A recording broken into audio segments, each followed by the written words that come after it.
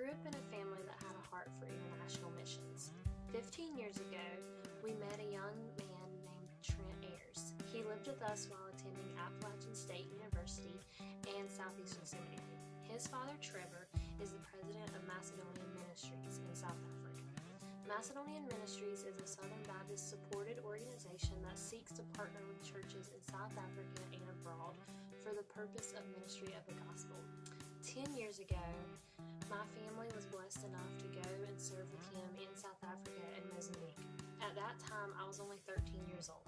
Little did I know this trip would change my life. As we arrived in Mozambique, my eyes would see a civil war-stricken land with no power and no running water. But we would meet people who had smiling faces, loving and open arms. They were there to listen to me, a 13-year-old girl. We were able to share the gospel with children and adults. They were eager to hear God's promise of peace, forgiveness, and everlasting life.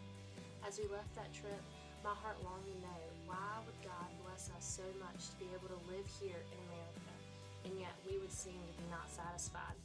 But the Africans, who we think have nothing, seem to have the most joy. As we got on the plane, my heart stayed there in Africa. But 6 years later, I would get my next opportunity to go to a different region of Africa. This time, I would have the opportunity to visit a predominantly Muslim country. I would see again the poverty-stricken land and those smiling faces, but this time I would understand the hurt of a lost people group. My heart was broken again. At this time, I had just met a man by the name of Mark, who I would be able to write home to and tell him the experiences I had during my trip. Mark was able to see my heart for these people and see how much joy I had to serve God by telling the African people about the wonderful forgiveness of Jesus. Little did I know God had a very special plan for this man in my life. A year later, he would become my husband. God had given me someone who also had a heart for missions. 10 months after we were married, Mark's heart would also be changed by the African people.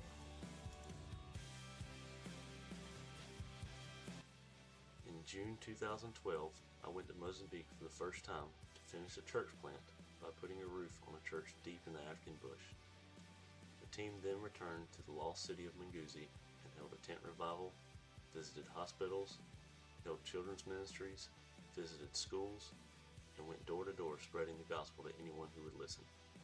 The opportunity has presented itself to return and put a roof on a permanent worship facility and continue spreading the good news to this lost city.